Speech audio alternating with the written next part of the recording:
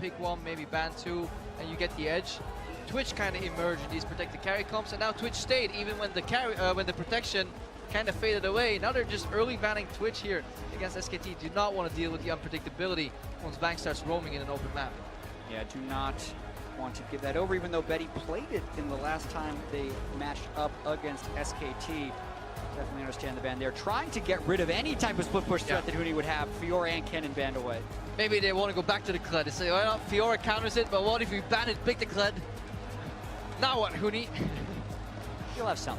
Yeah, there's still the shed that I think you expect was it pulled out right there. Yep. You see?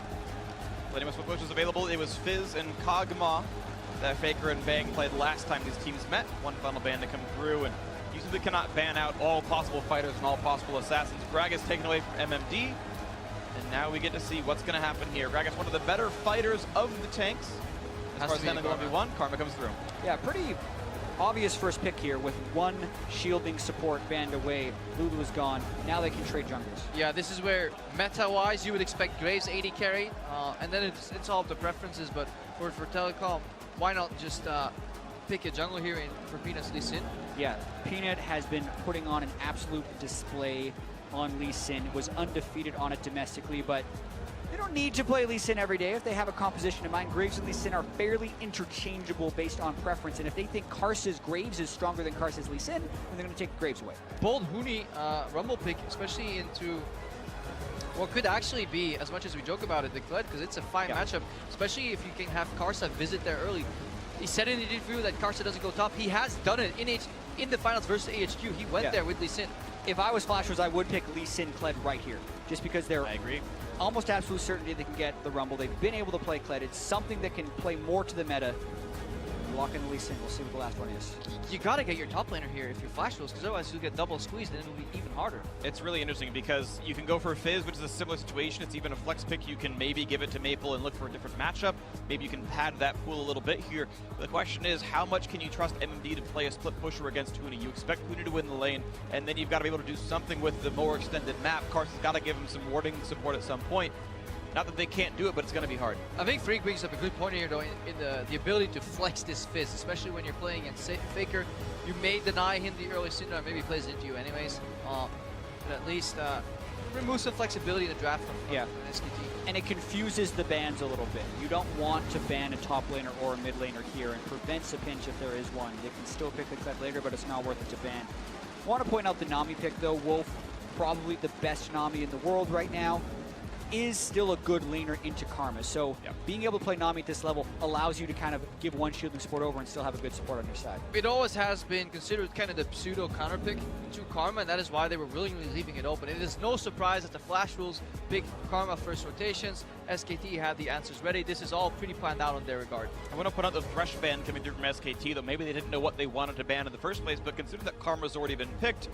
I guess they're respecting the fact that maybe Maple goes for Karma mid, and there's still a support left up, thinking about what might be good into Nami otherwise. And with double flex pick, it certainly could be a possibility. Caitlyn now off the table as well. We'll see who gets grabbed. Yeah, I wonder. Maybe an early Varus is what ends up being left open. Varus Nami into Ashe Karma. I feel like you could punish that pretty well, but even if you play the opposite, Ashe Nami into Varus Karma, sure, all playable. Yep.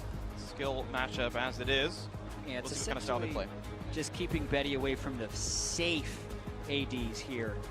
Ashe and Varus, while they can be long range, do not have the dashes to get away. Yeah, and that forces it pretty well too. You know, Huni playing the Rumble with the Equalizer, very good against these static 80 carries. It doesn't matter whether it's a Varus or an Ashe. Like, the Caitlyn could at least 90 caliber out the Equalizer and contribute to the fight.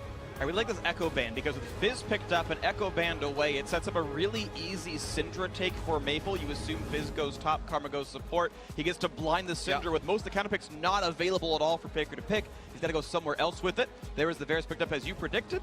Good call on that, and we'll see what comes in next. I mean, it was a 50-50. You saw him hover both, so sure. I do like the Varus a little bit more, because I think it lanes slightly more aggressively into the Ashe, and it allows you to leverage Nami's poke sustain just that little bit more, especially on the caliber of a Bang & Wolf lane.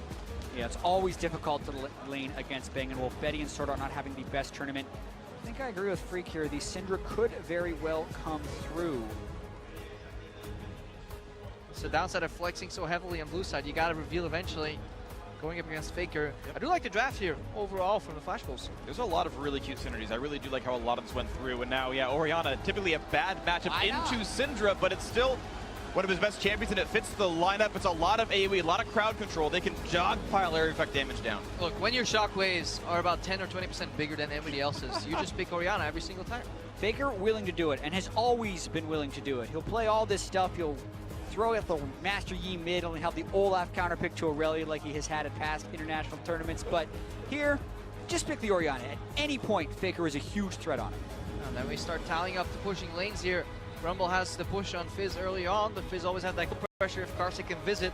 It's a good thing about Lee Sin as well. He tends to do well, even if he has to gank lanes that are already pushing in, can surprise in multiple angles, ward dashes here. It is crucial, though, that Karsa gets a good early game, and that is also what propelled them forward domestically so often, a little visit here and there. Yeah, and the Fizz can do very well into Rumble. We've seen it before. Huni plays up so often, and if Flash Wolves is willing and trying to adapt to the way this tourney is played, this is the path forward. And I think the top side of the map is where you play right now for Flash Wolves. Maple, one of the few millionaires who I think can stand up against Faker as far as a 1v1 matchup, especially with champions considered. And we do think that Karsa is a great jungler as well and can match up against Peanut. Let's start painting the dream then. Early gank top by the Lee Sin, gets him ahead, and then pair up with Syndra, push in on level 6, go top again, camp the hell out of Huni while your bot lane hopefully sustains and survives, and you don't run into that Peanut guy. That has to be the strategy for Flash Wolves here. SKT don't have any guaranteed crowd control on the bot side. You can flash the bubble, you can flash the Varus ulti. That bot lane from Flash Wolves can push, and if the Graves shows up, they can get away with it most likely. We'll see if that can happen here. Flash Wolves down but not out, absolutely looking to get a revenge win over SKT and keep that LMS Pool 1 hope alive. And here we go into the game. SKT 6-0, hoping to close out the last 4. Flash Wolves hoping to keep pace with the rest of the top 4. Yeah, Huni right now, 10-0 on this Rumble, including 3 games at MSI. Definitely a comfort pick, and that is only this year. And historically, he's played his champions so often. He definitely mastered it by now. Yeah, and pay attention to the amount of pressure that Huni applies on the map in this game. I was looking at the forward percentage stats earlier, and that's the percentage of time you're above halfway in between 0 and 15 minutes, so still in the early game. Huni is on the enemy side of the map 40% of the time, which is absolutely absurd for any laner, but he's been making it work so far at MSI. Especially considering, like, when you recall, you're forcibly on your side of the map for about 40 seconds. You have to walk back for the most part. And definitely an aggressive player. We'll see if that does get punished. Peanut right now, just chilling in his own jungle. Nice poke right there from Bang. Quite a few pundits were looking at the WPM, wards per minute from SKT as well, seeing significant decreases on everybody except Peanut, because Peanut's playing so much Lee Sin, obviously. And part of what has to do with it is just that they don't have to base this often. They're winning so hard, and they're not getting pushed as hard. Like, when SKT faced off against KT or any other strong Korean teams, they were challenged and at least have to match a lot of bases here to get the right times and slowly bleed out their position. But in these games, they can lane very often for very long times. Yeah, interesting start as well here, invading for an early blue buff steal. What it can achieve, potentially, is force the map into vertical jungling, and if you have to protect a losing matchup like the Fizz, and your bot lane is fine with sustain, it's actually going to mean that Karsa, even if he wants to go top, can't do it efficiently. Yeah, and looking at this start from Karsa, does not get a good pull whatsoever from Maple. Syndra actually backs away because Faker had gone missing in the mid lane, so right off the bat, you can see Flash was already getting dictated to by SKT. Yeah, there's 2 camps on the Graves, 1 camp on the Lee Sin right now, and we're only just started. Heck, it's only half a camp. He didn't even finish the large draft there. Sure, he gets level 2. Sure, he gets 60, 50 gold out of it, but it's still not ideal. Yeah, and we've seen this go wrong before. I mean, Flash Wolves know that the blue has been stolen, so you feel a big pressure to get the enemy blue to prevent a 3-buff, and oftentimes the Graves will kind of rush over to that side, so you can see all these things that Flash Wolves is doing to try and secure the blue buff.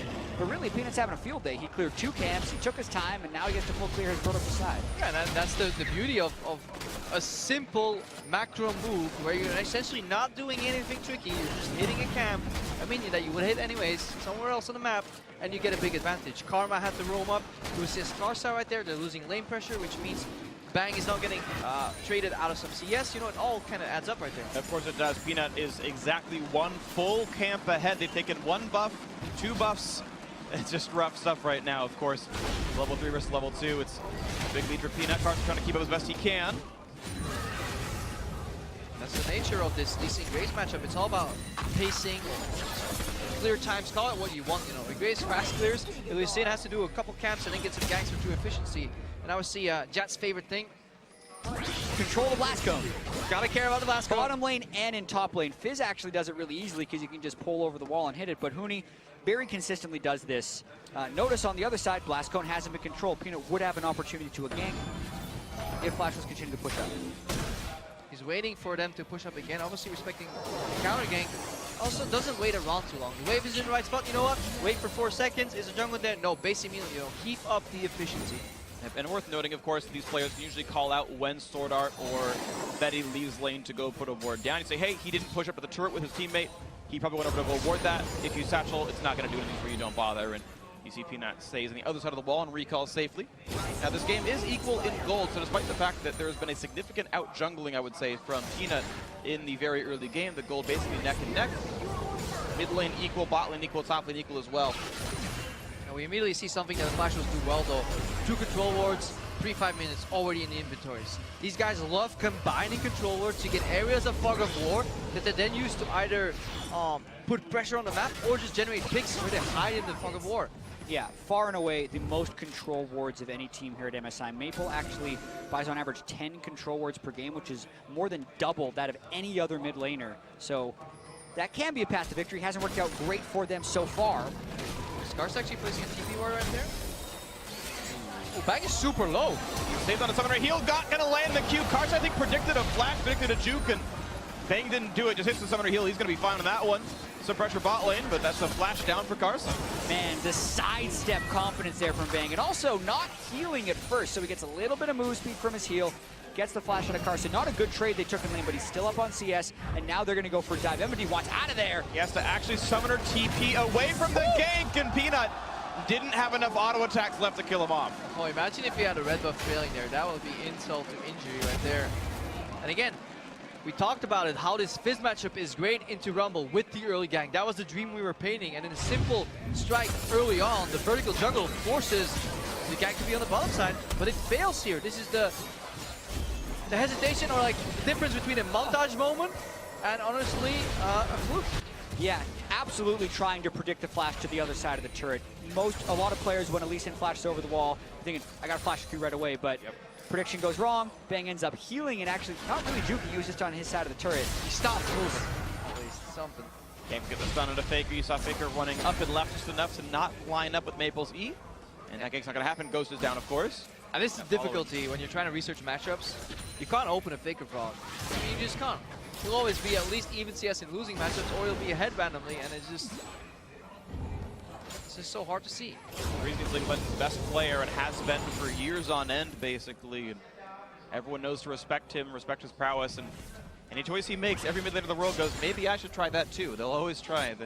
Everyone knows this man knows what he's doing. Yeah, and what's interesting is Flash Wolves has played against SKT for about as long as any team would have. Maple, Karsa, and Sword Art actually played against SKT in the 2013 Worlds quarterfinals as the Gamma Bears, but trade in the mid lane. Big trade at that. Baker nearly taking down Maple. Mana pool low enough, but watch out. He's got 100 just now. He can't QR or do much else. That's Flash. Can Maple get the chase? He has Flash himself, but didn't have mana for the Q to follow up, I believe, so can't go for any more. Makes you wonder why Sword Art did not elect to trade his Flash for Faker. Yeah, if you Flash exhaust, Baker must Flash away. And even then, there's a chance you could get the kill afterwards because Maple would have undodgeable skill shots on the way through. I agree with that. I think that should have been a flash for Sword Art. Then again, maybe he's just like, Faker without Flash, can't play safe, I don't want to overextend. I don't need the guy that ints because I used my Flash somewhere else. You know, it's so hard. Flash into Faker because the Shockwave has the threat. Well, here comes the fish, and he puts the ulti down. Layers are pretty beautiful. The kick to get him off, but that's going to be the kill picked up. Why did Huni even bother flashing? First blood to Karsa. Flash has been the story of this day. Betty, though. Speaking of flashing, why not actually hit the button, Betty? Yeah, is this the best Nami in the world, or is this Betty not flashing in time? It's not flashing in time. There is no reason you do not flash that bubble. Huge mistake out of Betty. You definitely don't flash after. Uses both summoner spells, still falls, and the advantage that Flash Wolves has gained in the top lane ends up being traded for an SKT advantage at the bot side. But MND is still in the game here. He gets the early sheet. Potentially, he needs to leave his mark here. Maybe Maple can get some pressure mid and roll on top. That is the win condition right now for the Flash Wolves. Let's watch this again. Yeah, Huni had cleared the blast cone, but Lee Sin can just board jump over the wall. Late flash, nice secure right there by Karsa. Watching the other side. He has so much time. There's no way you outrun that. It's not even close. Already slowed by the Nami E. Varus just auto-attacking straight away. Great combo by SKT when they knew that Sword Art wasn't going to be there, and it has to be either Betty farther back in the first place, just wait for the wave to crash against the turret, or flash. They're getting handled in that bottom. They are 900 gold advantage out for SKT, and that's with the fact that Flash Wolves got first blood. So there's 1,000 extra gold worth of farm so far in this game, and it's clearly not in the top or mid lane. Rough stuff. Bang and Wolf pretty securely League of Legends' best bottom lane right now. And certainly some more mistakes, but handling their opponents. And that's what they need to do. Punish whenever the support goes missing to help people deal with Faker.